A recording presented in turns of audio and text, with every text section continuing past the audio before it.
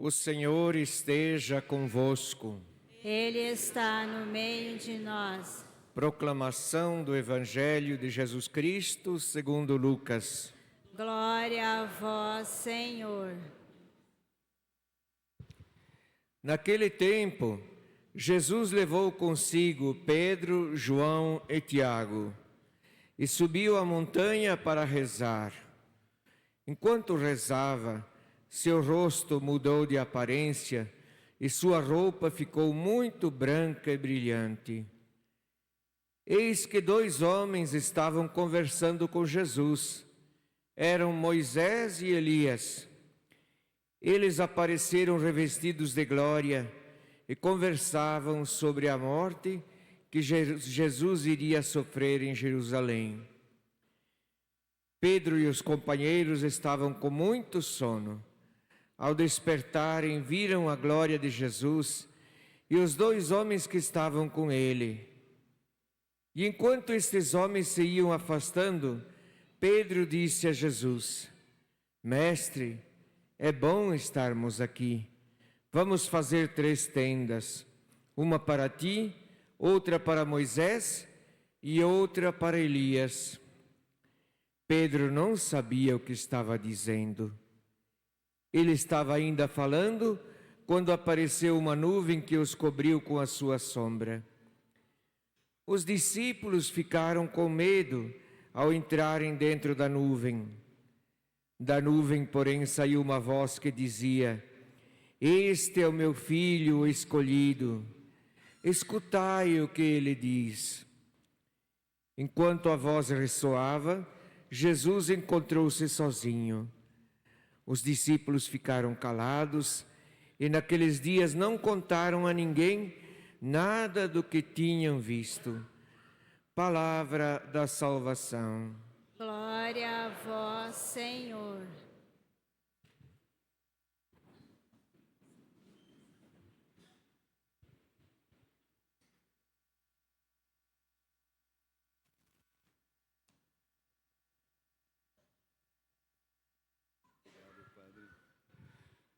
Reverendíssimo irmão, Padre Antônio, querida equipe de animação, do canto, da liturgia, querida comunidade, louvado seja nosso Senhor Jesus Cristo. Para sempre seja louvado.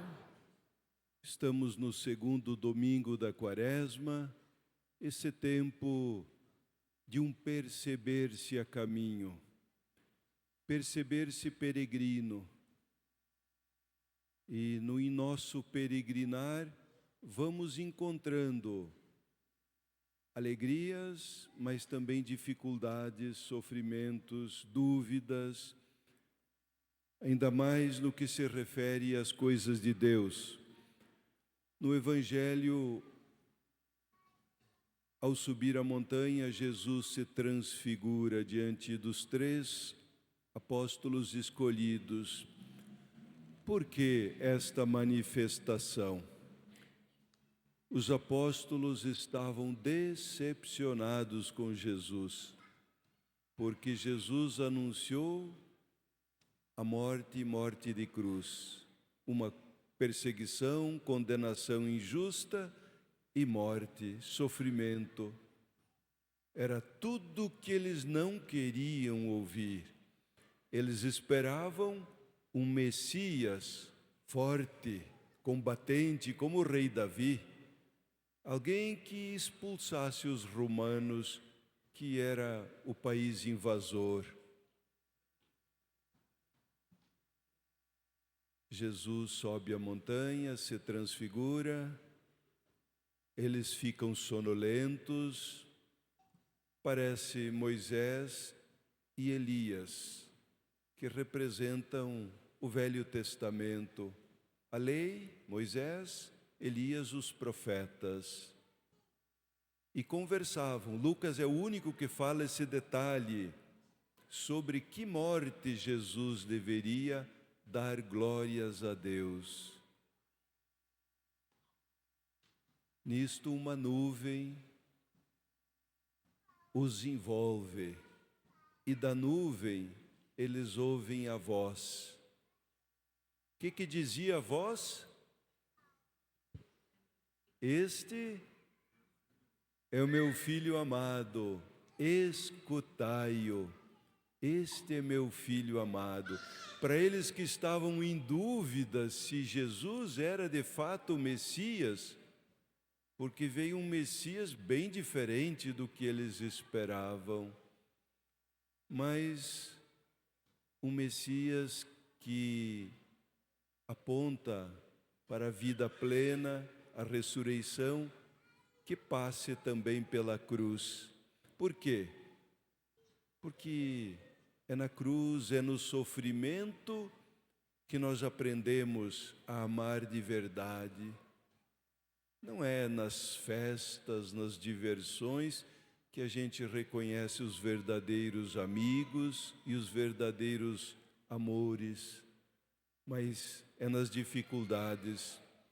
E Deus quis demonstrar seu imenso amor por nós, passando pela cruz. Pedro diz, mas vamos construir aqui 3 tendas, uma para você, para Moisés e para Elias.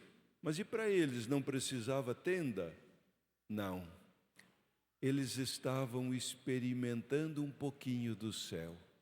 A satisfação por completa, a ausência total de necessidades, a perfeição, o céu. Queriam fazer 3 tendas, não queria mais descer. E Jesus, então, sinaliza que a missão continua. E eles ficaram quietos, como que tentando discernir ou digerir todas aquelas informações.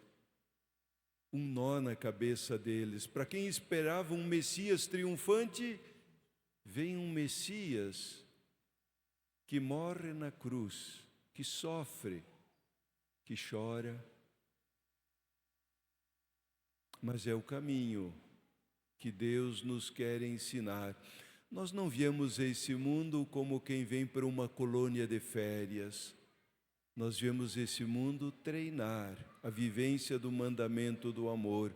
Por quê? Porque no céu vão entrar os amorosos. O preço da entrada no céu já está pago pelo sangue de nosso Senhor.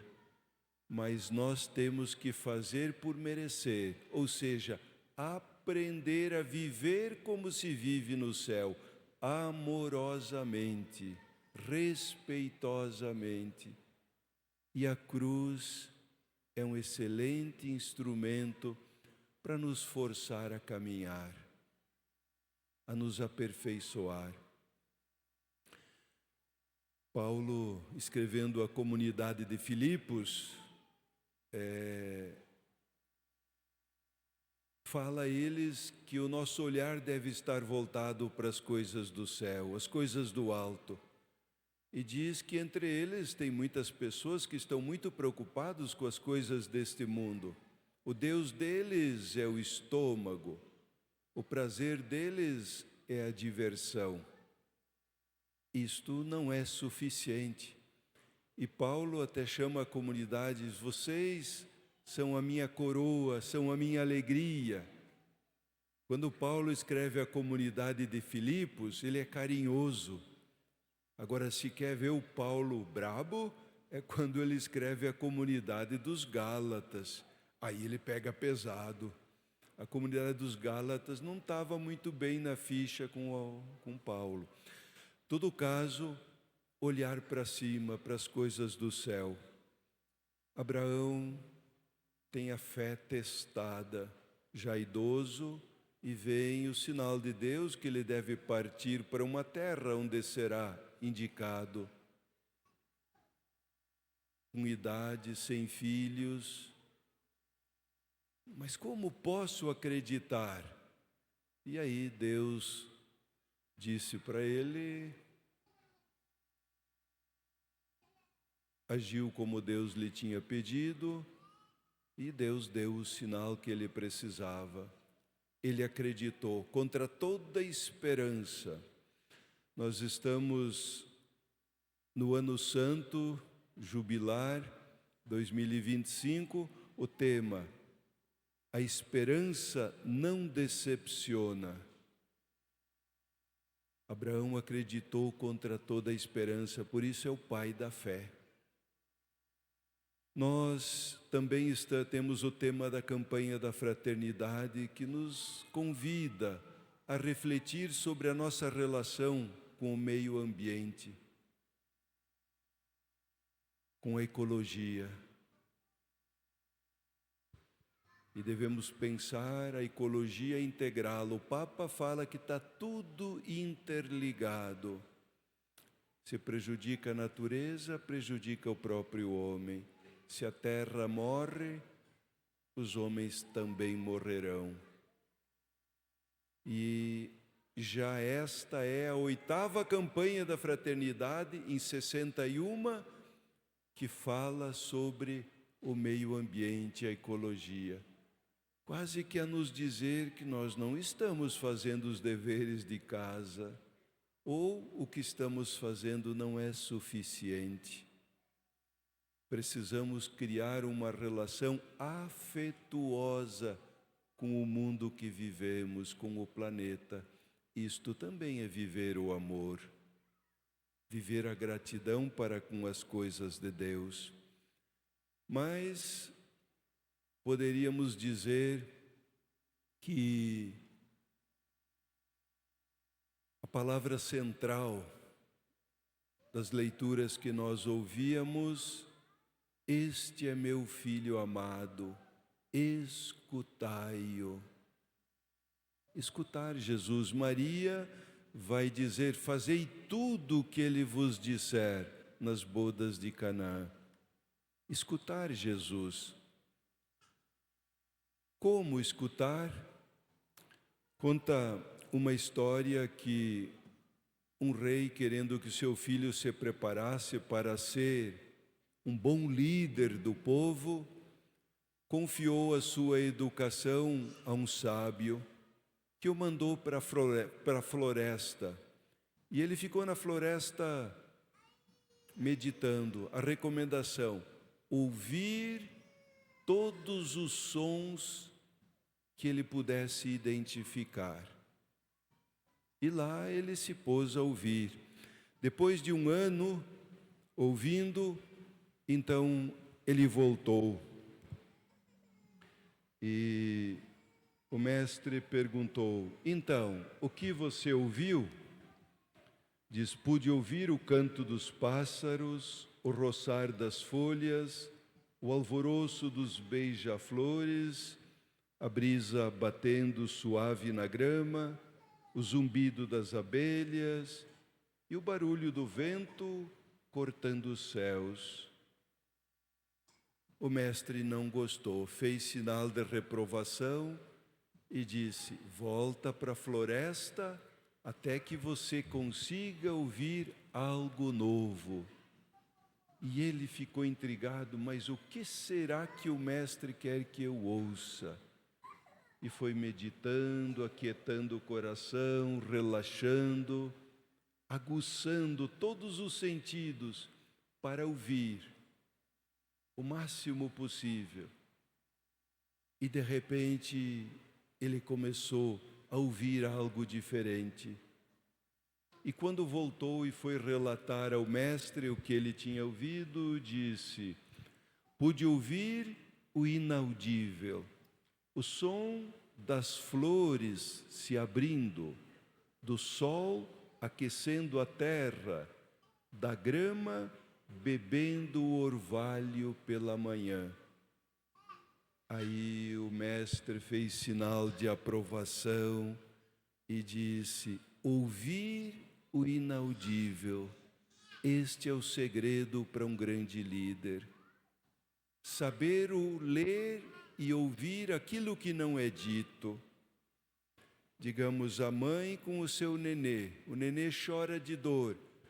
A mãe tem que ouvir o inaudito, que o nenê não diz onde está doendo. Ela vai ter que tentar entender de alguma forma. ouvir o silêncio, as inquietudes e as crises dos filhos adolescentes. São tempos difíceis que o jovem vive, está morrendo a criança e nascendo o adulto. O casal, depois de um tempo, basta um olhar e eles já se entendem. Ouvir o inaudível. E se um casal não consegue ouvir o inaudível, não consegue a sensibilidade para perceber a satisfação e o que faz o parceiro ou parceira sofrer, o casamento começa a entrar em risco. Sentir o coração, sem que a pessoa fale, ouvir o inaudível. Um líder da comunidade, um político, se vai ouvir o que as pessoas falam, quase sempre são bajulações e que nem sempre são verdadeiras, mas ouvir o que silenciosamente vai no coração do povo que lidera. Esta é a virtude que um líder precisa desenvolver. Portanto, nós, quando o Senhor, ou Deus nosso Pai, nos manda ouvir o que o Filho diz, trata-se, pois, de ouvir o inaudível, ou de ouvir a voz da terra, gemendo com tanta agressão.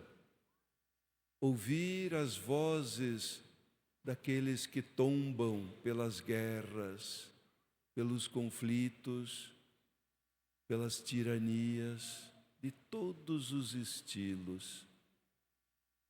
Ouvir todas essas coisas e interpretar.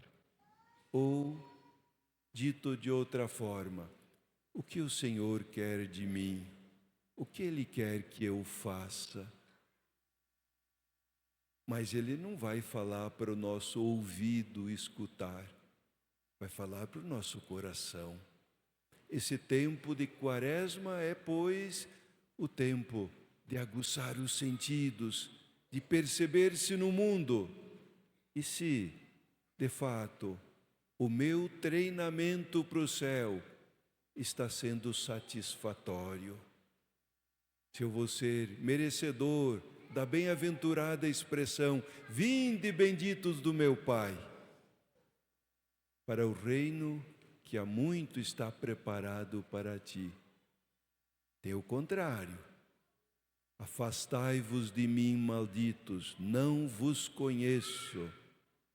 Seria o fracasso total de toda a nossa vinda a este mundo.